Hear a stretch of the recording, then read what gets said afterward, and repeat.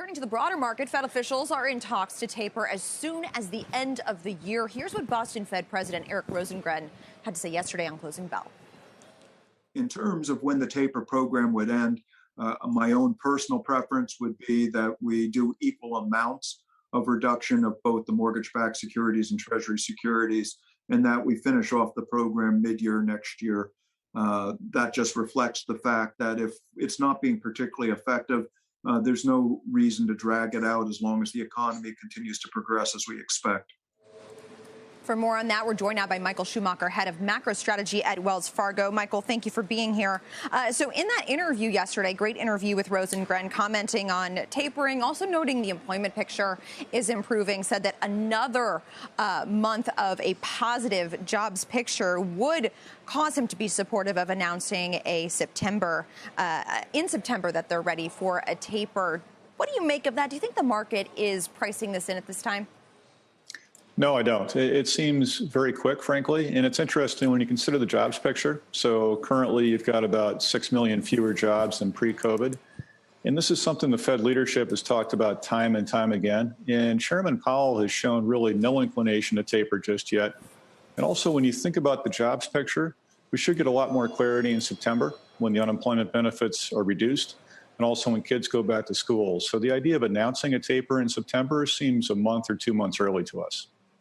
So if you're an investor, what do you do here? Because you are hearing kind of this, it feels like almost a crescendo of discussions about the talk of tapering. Do you position your portfolio now in advance of something that could be more down the road? I mean, what do you advise investors in the face of so many comments that we've seen over the last week or so?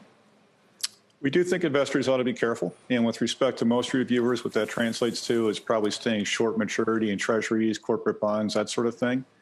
But I want to be clear, though, you've got a loud chorus, as you note, but the band leader has not spoken. So let's wait to hear from Powell before getting super nervous. At the same time, we look at bond yields and say they're awfully low. 125, 126, something like that on the 10-year Treasury is not very appealing. So for most investors, our advice at Wells Fargo is keep it short, stay 3 years and in. No one's going to make a lot of money, but you'll probably limit the downside pretty substantially, too, over the course of this year. So, Mike, why do you think bond yields have continued to be so low? Because there's a number of arguments kicking around out there, but certainly liquidity seems to be a factor here. And some people have made the argument that you do have distortions in markets due to the Fed, arguably. And I know you said that it would happen awfully fast if we were to see a taper now. But the other side of the argument being that maybe it's not happening fast enough.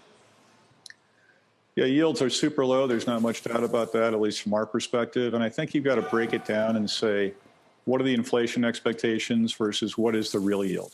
Inflation expectations have behaved sort of as I would expect this year. They've gone up quite a bit with realized inflation. Real yields are very, very negative. I know it sounds pretty arcane, but I'm a bond geek, so I can talk about this stuff.